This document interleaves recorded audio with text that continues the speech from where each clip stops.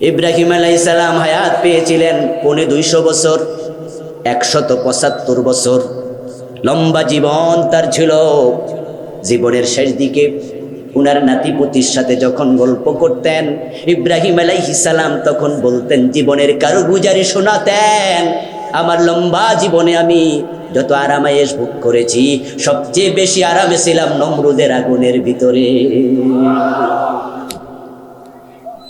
চিৎকার দিয়ে আপনাদের বলতে হবে, সে আল্লাহ এখনো আছে না নাই? তো কিসের ভয়, কিসের ভয়? আমরা তো আগুনে পড়া ইব্রাহিমের সন্তান, আমাদেরকে ঈমানের কারণে ভয় দেখাতে পারবা না।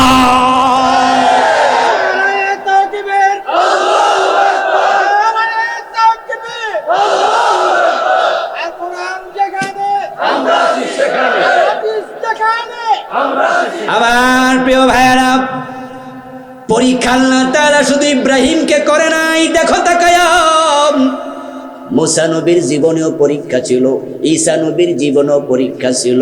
মুসা আলাইহিস সালামের উপরে এমন জুলম হয়েছে, শুধু মুসাকে ঠেকানোর জন্য বনি ইসরাইল বংশের হাজার হাজার ছোট ছোট জন্ম নেয়া পুরুষ সন্তানকে তারা জবে করেছে। ওয়াইযাববিহুনা আবনাকুম ওয়াইস্তাহিয়ুনা নিসাকুম, তারা মেয়ে হলে রেখে দিত, ছেলে হলে জবাই করে দিত, যেন হযরত মুসার মতো লোক জন্ম নিতেই না পারে। বছরের পর বছর জুলুম। হযরত মুসাকে আল্লাহ পাঠালেন, ফেরাউনের ঘরেই লালন পালন করলেন। যে ফেরাউন মুসাকে মারার জন্য এত পরিকল্পনা করলো, এই কোরআনে সূরা কাসাস পড়বেন। সূরা কাসাসের মাঝে আল্লাহ মুসা নবীর হিস্ট্রি কত সুন্দর করে বলেছে। ওই নৌকার মাঝে মা বাসায়া দিছে, নৌকা চলতে চলতে ফেরাউনের ঘাটে গেছে। তখন আসিয়া বলেছে, এই নৌকার মাঝে কি আছে দেখি। দেখে তাকাই একটা পিচ্চি এভাবে হাত পা নেড়ে খেলা করছে। বলল, এটাকে আমরা ছেলে হিসাবে লালন পালন করব। ফেরাউন কয়, ঠিক আছে, তুমি কইলে আর কি করতে পারি। আল্লাহ তাআলা তার সবচেয়ে বড় দুশমনকে তার ঘরে পৌঁছাইছে। হেফাজত করে আল্লাহ, মারার ক্ষমতা কারো থাকে না, রাখে আল্লাহ। মুসা আলাইহিস সালাম বড় হলেন, নবুয়ত দাবি করলেন। ফেরাউন আরো খেপে গেল, জুলুম আরো শুরু করে দিল। এবার আল্লাহ বললেন, মুসা, তোমার উম্মত সাথে নিয়ে চলে যাও মিশর থেকে ফিলিস্তিনের দিকে। ওয়াসরি বিইবাদি ফাইন্নাকুম মুত্তাবাউন। আল্লাহ কোরআনে বলতেছে, ও মুসা, আমার বান্দাদেরকে সাথে নিয়ে রাতের বেলায় চলে যাও। এই জালেমের এলাকায় থাকার প্রয়োজন আর নেই। হাজার হাজার সৈন্য, হাজার হাজার উম্মত নিয়ে মুসা আলাইহিস সালাম রাতের বেলায় চলে গেলেন, মিশর থেকে বের হয়ে গেলেন। চলতে চলতে সকাল হয়ে গেল। সামনে দেখেন বিশাল সাগরের অথই জলরাশি তরঙ্গায়িত হচ্ছে। বাহারে আহমার, লোহিত সাগর, ওইটা পার হয়ে তারপরে ফিলিস্তিনে যেতে হবে। এত বড় সাগর কেমনে যাবে? উম্মত জিজ্ঞাসা করতেছে, মুসা সাথে করে আল্লাহ, কিন্তু একটা নৌকাও তো রেডি রাখলা না। মুসা আলাইহিস সালাম জবাব দেয়, আমি তো আমার মন মতো মিশর থেকে ফিলিস্তিনে যাই না, আমারে যাওয়ার জন্য অর্ডার করেছেন কে? আল্লাহ। তাহলে এখানে আমি নৌকা বানায়া রেডি রাখবো কেন? যিনি অর্ডার করেছেন পার করার দায়িত্ব। গল্প করছে উম্মতের সাথে, সাগরের পারে দাঁড়ায়া। কেউ কেউ বলে নীল নদী, কথাটা ভুল। নীল নদ একবারে ছোট, এপার থেকে বল মারলেও পারে চলেও যেতে পারে। মিশরে আমিও গিয়েছি, নীল নদের এপারে দাঁড়ায় কায়রো শহর ওই পারের ছবি তুলেছি আমার মোবাইল দিয়ে। এটা কায়রো শহরের মাঝখান দিয়ে। আবার বাহারে আহমার যেখানে, ওখানেও গিয়েছি। ফেরাউনের লাশ যেখানে পাওয়া গেছে ওই জায়গার পানি তো নেমেছি। আমার বন্ধু সাগরের, বিশাল সাগর, ওখানে কেমনে পার হবে? উম্মতের সাথে কথা বলছে। হঠাৎ করে পিছনে তাকায়া দেখে লাখ লাখ মানুষ আসতেছে। তাদের ঘোড়ার পায়ের ধুলা আকাশ পর্যন্ত উৎক্ষিপ্ত হচ্ছে। তারা বুঝে ফেলেছেন আমাদেরকে ধরার জন্য ফেরাউন আসছে। সকালবেলায় ঘুম থেকে ওঠে, ফেরাউনের সৈন্যরা, ফেরাউনের লোকেরা, গোয়েন্দারা দেখলো বনি ইসরায়েলের লোকদের ঘরবাড়ি আছে, কোনো লোক নাই, গেছে কোথায়? ফেরাউন বলছে, বুঝেছি, মূসা তাদেরকে নিয়ে অন্য জায়গায় যাবে, তারপরে আমাদের বিরুদ্ধে ষড়যন্ত্র করে আমাদের দেশ আক্রমণ করবে, সুতরাং মূসাকে থাকতেও দেয়া হবে না, পালাইতেও দেয়া হবে না, ধরে এনে শুলে চড়াতে হবে। চলো চলো চলো, সবাই মার্চ করো। হাজার হাজার সৈন্য নিয়ে ফেরাউন এবার দৌড়াচ্ছে, মূসা নবীকে ধরবে। লোকেরা দেখেছে, দেখে তারা কি বলেছিল আল্লাহর কোরআন থেকে শুনুন। সেদিন মূসা নবীর উম্মত মূসা নবীকে বলে, ইন্না লামুদরাকুন, নিশ্চয়ই আমরা ধরা খেয়ে গেলাম। সামনে সাগর, যদি ঝাঁপ দেই ডুবে মরে যাব, যদি দাঁড়াইয়া থাকি ফেরাউন ধরে নিয়ে শুলেতে চড়াইয়া মারবে। ও মূসা, তোমার সাথে সে লাভটা হলো কি? উম্মত টেনশন করছে, ভয় পাচ্ছে। মূসা নবী কি জবাব দিয়েছেন, ওই জবাবটাও আল্লাহ কোরআনে আয়াত বানায়া নাজিল করছে। সুবহানাল্লাহ।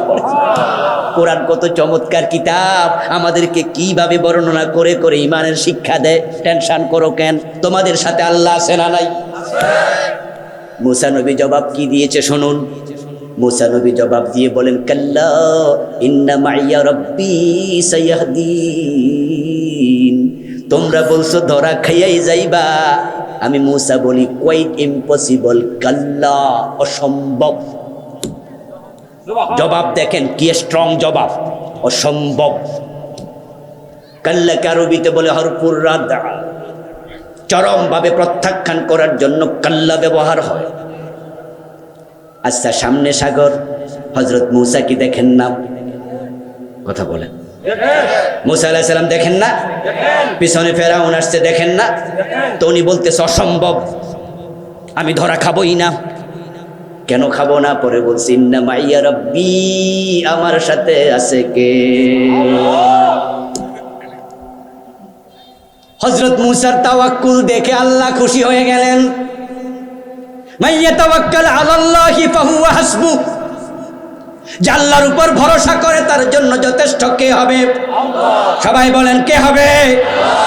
আল্লাহ খুশি হয়ে গেলেন। ও মূসা, ফাদরিব বিআসাকাল বাহর, তোমার হাতের লাঠি দিয়া সাগরে একটা আঘাত করে দেখো। আঘাত করার সাথে সাথে 12টা রাস্তা সাগরের মাঝে বানাইয়া দিলেন কে?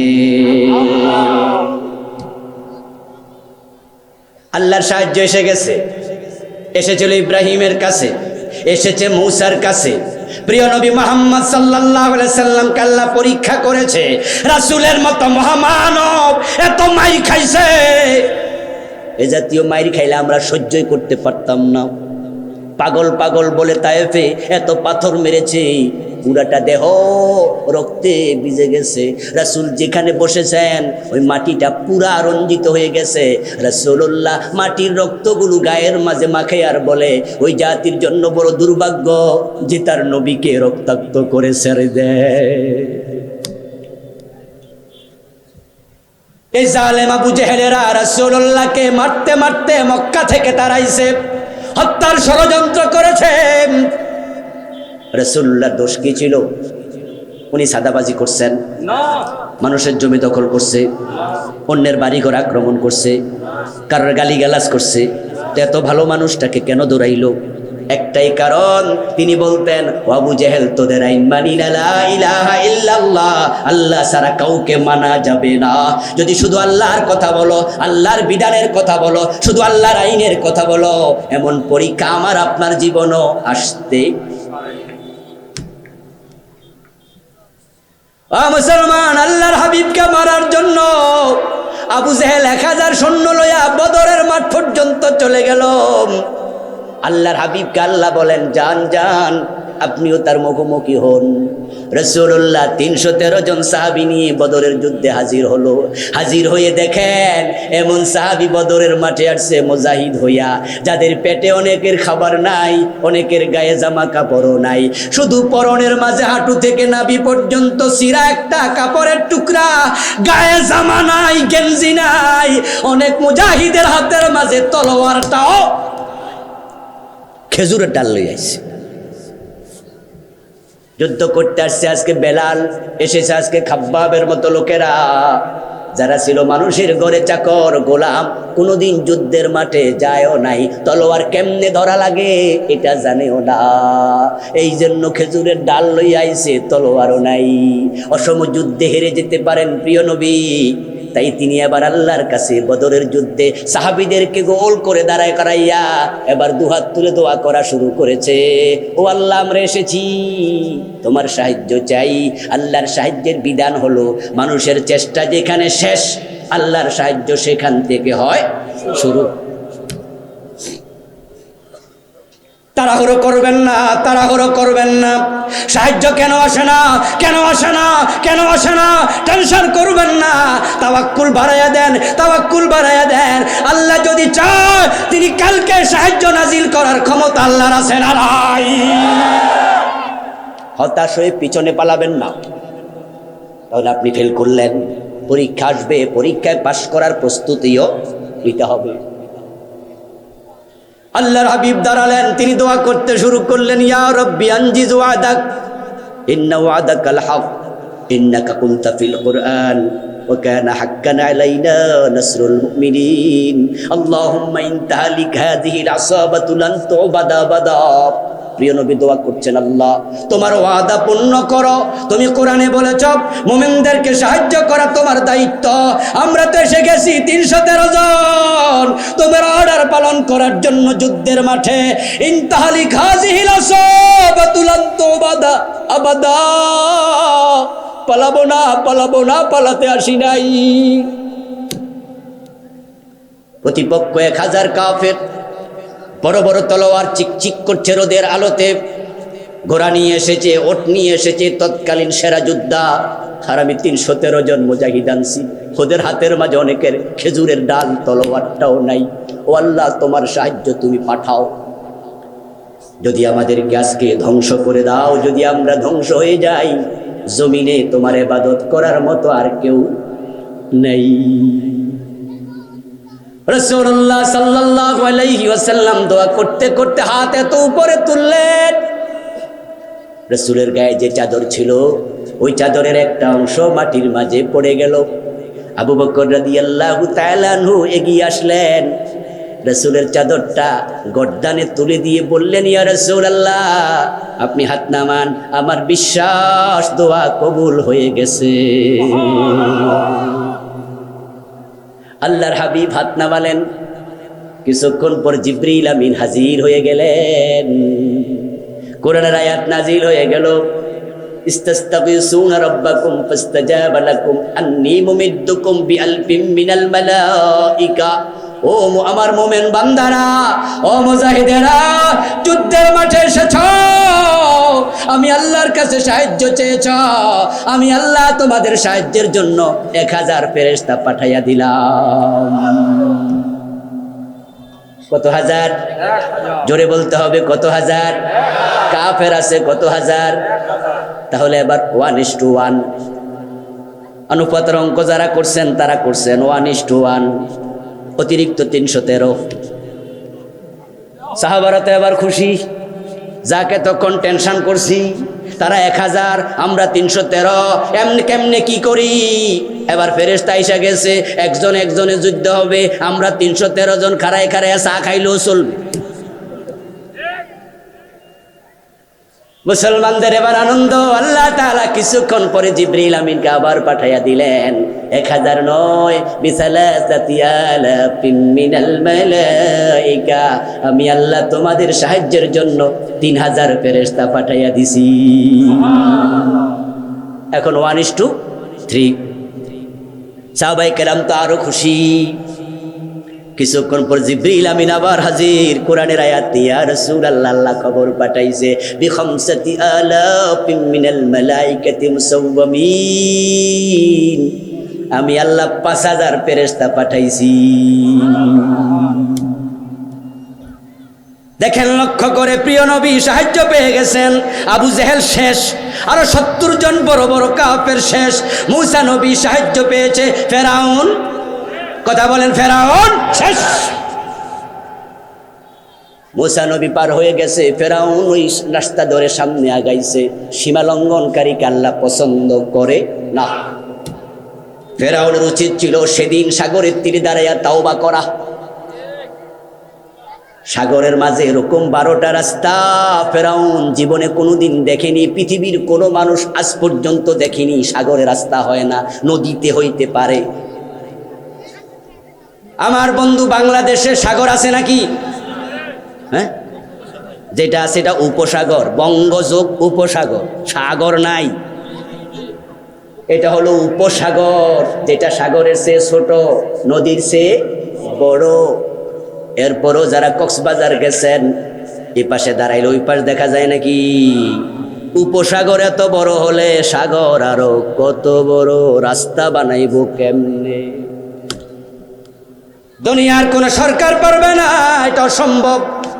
হাজার হাজার মাইল তার ব্যাপ্তি, শত শত মাইল তার চৌড়াম, কেমনে সম্ভব? কিন্তু 12টা রাস্তা তো হয়ে গেল। ফেরাউন তো নিজের চোখে দেখলো।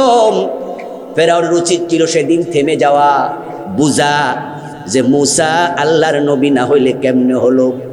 কিন্তু যারা সীমা লঙ্ঘনকারী হয় তারা হুঁশ হারাইয়া ফেলে, মনে যা চা তাই করে। বেশি ক্ষমতা পাইলে মাথা বিগড়াইয়া যায়, বেশি ক্ষমতা পাইলে।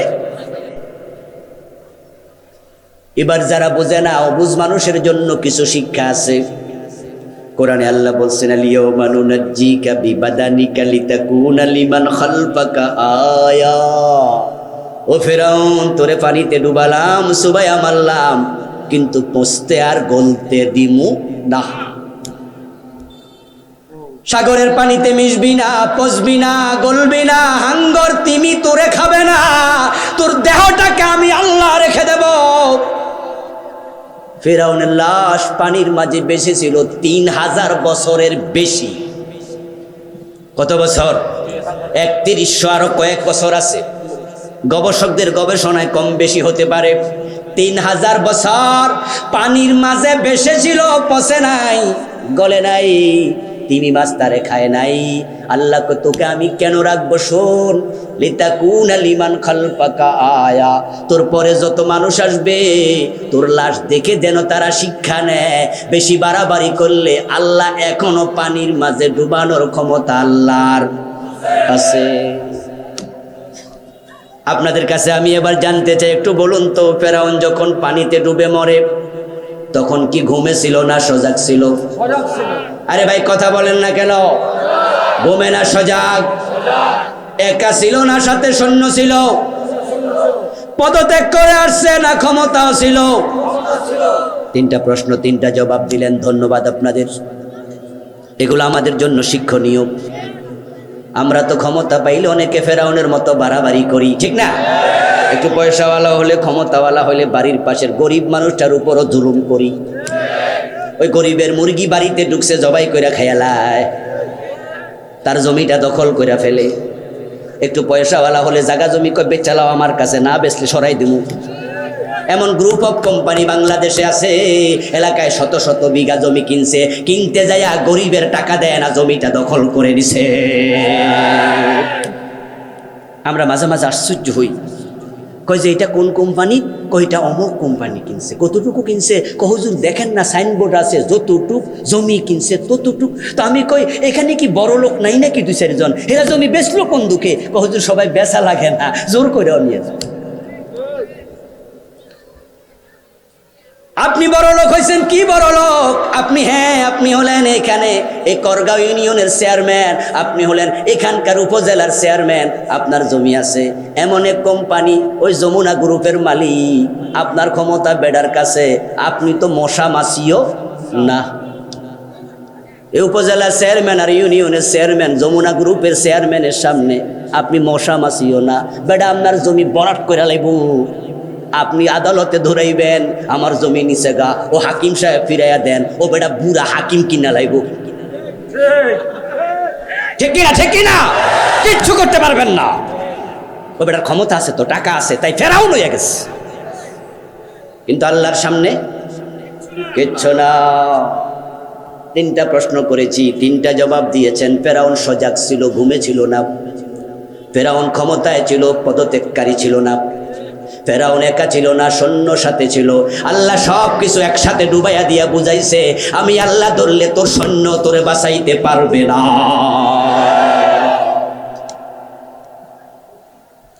প্রিয় ভাইটি আমার, সাবধান হয়ে যান, সাবধান।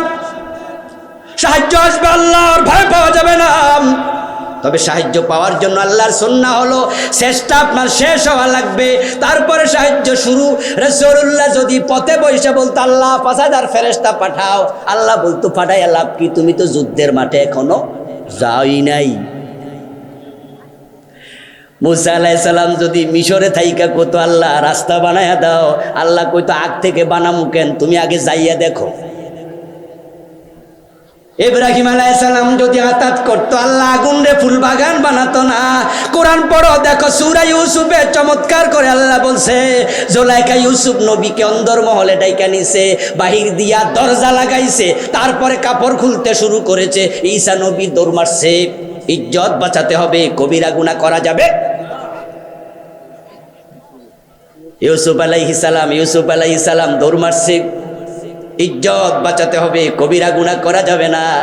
কোরআনে আছে ওয়াগাল্লাকাতিল আবওয়াবা ফাকালাত হাইতালাক, মহিলা ঘরের দরজা লাগাইয়া উনার দাসীকে দিয়া বাহির দিয়া তালা দেওয়াইয়া ইউসুফ নবী কয় কাছে আসো। ইউসুফ নবী কয় মাআযাল্লাহ, আমি আশ্রয় চাই কার কাছে, তোমার সাথে আমি নাই। উনি দৌড় মারছে। জুলাইখা অট্ট হাসি দিয়া বলে, ইউসুফ পলানোর জায়গা আজকে নাই, আমি তো এমন ভাবে তালা লাগাইছি আজকে খোলার কোনো সুযোগ তোমার। ইউসুফ আলাইহিস সালাম দৌড় বন্ধ করে দিলেন না দৌড়াতে থাকলেন? বলেন দেখি, আপনারা যেটা জানেন বলেন। দৌড় বন্ধ না দৌড়ালেন? তো দরজা না বন্ধ, দৌড়াই লাভ কি? তাই বলে থেমে যাবেন? ইউসুফ নবী জানেন আস-সাইয়ু মিন্না ওয়াল ইতমামু মিনাল্লাহ, চেষ্টার মালিক আমরা, পূর্ণতার মালিক কে? তাই আপনি চেষ্টা করা বন্ধ করবেন না। আপনার চেষ্টা যেখানে শেষ, আল্লাহর সাহায্য সেখান থেকে হবে শুরু। ইউসুফ আলাইহিস সালাম দৌড়াতে দৌড়াতে দরজা পর্যন্ত পৌঁছে গেলেন। দরজায় পৌঁছতে দেরি, দরজা খুলতে আর দেরি হয় নাই। আওয়াজ দিয়ে বলুন তো, দরজা খুলে দিছে কে? আল্লাহর সাহায্য আসবেই, কোনো সন্দেহ নাই। তবে চেষ্টা শেষ করো, চেষ্টা শেষ করো। সাহায্য এখনো আসেনি, না আসা প্রমাণ করে আমাদের চেষ্টা এখনো শেষ হয়নি। ইউসুফ আলাইহিস সালাম দৌড়াতে দৌড়াতে দরজা না গেলে দরজা খুলতো না। আল্লাহর সাহায্য এসে যায়, ভয় পাওয়া যাবে না। কোরআন মাজিদ আল্লাহ তাআলা বলেছেন, আমার সাথে পড়ুন যারা পারেন, ইন্নাল্লাযীনা ক্বালু রাব্বুনাল্লাহু সুম্মা ইসতাকামু তাতানাজ্জালু আলাইহিমুল মালায়েকা। আল্লাহ কি বললেন? নিশ্চয় যারা ঈমান এনেছে, ঈমানের উপর অটল অবিচল থেকেছে, তাদের সাহায্যের জন্য আমি আল্লাহ আকাশ থেকে ফেরেশতা পাঠাইয়া দেই।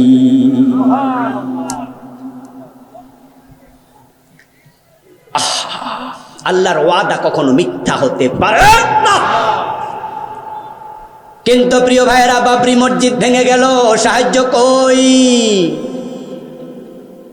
বাবরি মসজিদ যখন আক্রমণ করে ভেঙে ফেলে প্রথমে, সম্ভবত 1990 সনের ঘটনা। তখন আমরা দেখেছি বাংলাদেশের মসজিদগুলো থেকে জুমার দিন কিভাবে আল্লাহর কাছে দোয়া করেছে। তামাম দুনিয়ার মানুষ ইরাকের জন্য দোয়া করেছে, মায়ানমারের জন্য দোয়া করেছে, কিন্তু সাহায্য কই? ইরাক মেসাকার হয়ে গেল, একটা ফেরেশতাও আসলো না। বাবরি মসজিদ ভেঙ্গে ওরা ওখানে রাম মন্দির বানাইলো, সাহায্য আসলো না। মায়ানমারের 12-13 লাখ মুসলমান জান লইয়া পালায়া বাংলাদেশে এসেছে, সাহায্য আসে নাই। না আসার আর একটা কারণ আছে, আমরা আমাদের দায়িত্ব পালনে অবহেলা শুরু করে দিয়েছি। দায়িত্ব পালন না করলে আল্লাহর সাহায্য এমনি বন্ধ হয়ে যায়। কোরআন মাজিদে আল্লাহ সাহায্যের জন্য আরেকটা শর্ত দিয়েছেন। সত্যটা হলো ইনতানসুরুল্লাহ ইয়ানসুরকুম, তোমরা যদি আল্লাহর জন্য এগিয়ে যাও আল্লাহ তোমাদের জন্য এগিয়ে আসবে। সাহায্য পেতে হলে প্রয়োজনে আগাইতে হবে। রাজি আছেন না নাই? সম্মানিত ভাইয়েরা, আজকের মাহফিলের সম্মানিত প্রধান বক্তা বিশ্বনন্দিত মুফাসসির আল্লামা তারেক মুনাওয়ার হাফেজাহুল্লাহ এসেছেন।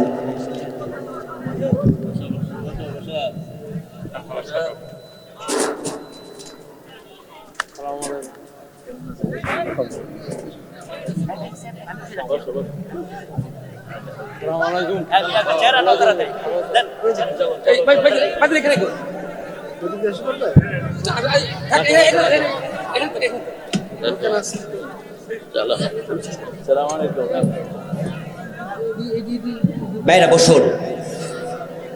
আজকের মাহফিলের সম্মানিত প্রধান বক্তা আমাদের ওস্তাদ তুল্য মুরব্বী আল্লামা তারেক মুনাওয়ার হাফেজাহুল্লাহ এসেছেন। আমি এখনই ছেড়ে দিচ্ছি, ভাইকে বসিয়ে রেখে কোনো কথাই বলবো না, এটা বেয়াদবি হবে। কথার শেষ অংশ যা, সেটা হচ্ছে আল্লাহর সাহায্য পাওয়ার জন্য আমাদের প্রস্তুতি নেওয়া দরকার আছে কিনা? কথা বলতে হবে, প্রস্তুতি নেওয়া দরকার আছে। আল্লাহর সাহায্য পেতে হলে আল্লাহকে সাহায্য করো। ইনতানসুরুল্লাহ ইয়ানসুরকুম, তোমরা যদি আগাও আল্লাহ আগাবে। শীতকালে যখন চাপা কলে পানি থাকে না, তখন আমরা 1-2 জগ ঢুকাই দেই, তারপরে চাপতে থাকলে কল আমাদের লক্ষ জগ ফিরিয়ে দেয়। আল্লাহর সাহায্য পেতে হলে এই জমিনটা জালেমদের হাতে ছেড়ে দেওয়া যাবে না। প্রয়োজনে রক্ত দিতে হবে, প্রয়োজনে জীবন দিতে হবে।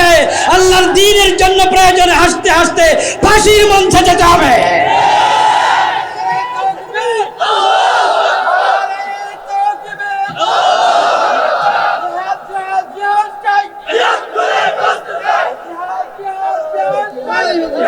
আমার ভাইয়েরা, আমরা আল্লাহর দ্বীনের জন্য প্রস্তুত আছি। আমরা প্রয়োজনে সব ত্যাগ স্বীকার করব। হে আল্লাহ, তোমার কাছে আমরা প্রার্থনা করছি, আমাদের এই ত্যাগী পরীক্ষা তুমি কবুল করো। তোমার জমিনে তোমার সাহায্য পাঠায়া দাও। আমরা বাংলার জমিনকে কোরআনের আলোকে রঙিন দেখতে চাই। কোরআন দিয়ে সমাজ চলছে এমন অবস্থা দেখে মরতে চাই। আল্লাহ তুমি কবুল করো, বলে না আমিন।